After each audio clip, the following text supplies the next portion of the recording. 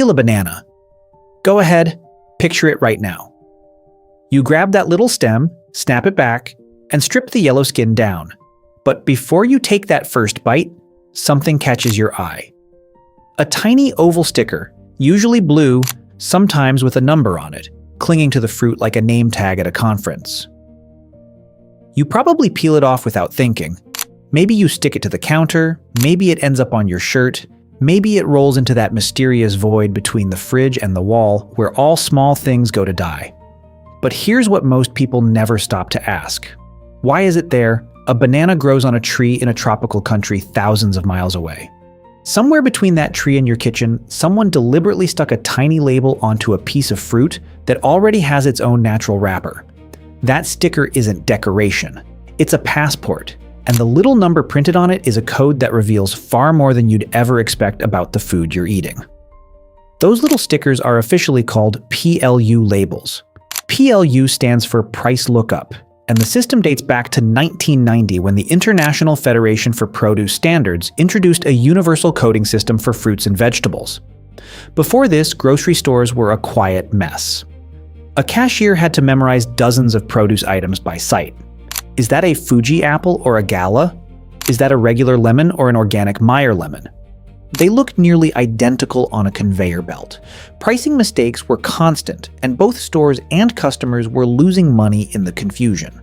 The PLU system fixed this by assigning every type of produce a unique number. That little sticker turned the cashier's job from a guessing game into a simple scan. But here's where it gets genuinely interesting. Those numbers aren't random. They follow a hidden language that anyone can read once you know the rules. If the code on your banana is 4 digits long and starts with a 3 or a 4, you're holding a conventionally grown piece of fruit. Pesticides, synthetic fertilizers, the full industrial agriculture experience. The most common banana sticker in the world reads 4011. That number specifically means a standard yellow Cavendish banana. If you have ever bought a banana from any major grocery store in North America, Europe, or Australia, you have almost certainly held a 4011 in your hand. It is arguably the most seen and least noticed number in your daily life. Now, if the code has 5 digits and starts with a 9, something very different is going on. That prefix means the fruit was grown organically, so a banana labeled 94011 is the same Cavendish variety, but raised without synthetic chemicals. That single digit at the front is the difference between two completely separate farming philosophies, and most people walk right past it every single day without knowing. There was even a prefix designated for genetically modified produce. A 5-digit code starting with 8 was reserved for GMO fruits and vegetables.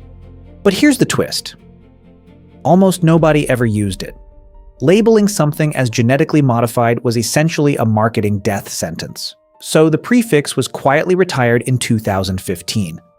It exists in the codebook like a ghost. A rule that was written, but never spoken out loud.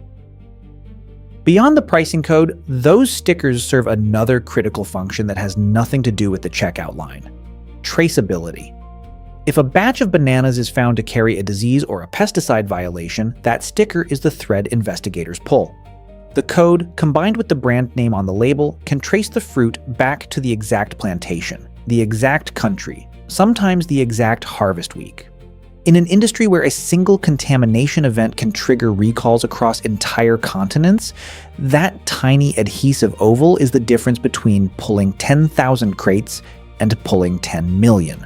And yes, they are technically edible. The stickers are made from food-grade paper or plastic, and the adhesive is classified as safe for incidental consumption. You won't enjoy eating one, but if you've ever accidentally swallowed a produce sticker on an apple or a pear, your body simply passed it through without incident.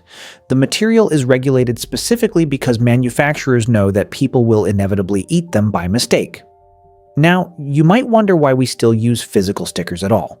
We live in an age of laser scanners, RFID chips, and computer vision that can identify a strawberry from across the room. Some companies have actually started experimenting with laser etching, using a focused beam of light to burn a faint logo or code directly into the skin of the fruit. No sticker, no adhesive, no waste. The technology works, and it's already in limited use on avocados and sweet potatoes in parts of Europe.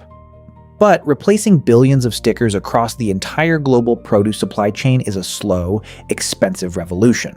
For now, the humble sticker holds its ground. So next time you peel a banana and flick that little oval into the trash, take 1 extra second to glance at the number. You're not just looking at a price tag, you're looking at a tiny encyclopedia.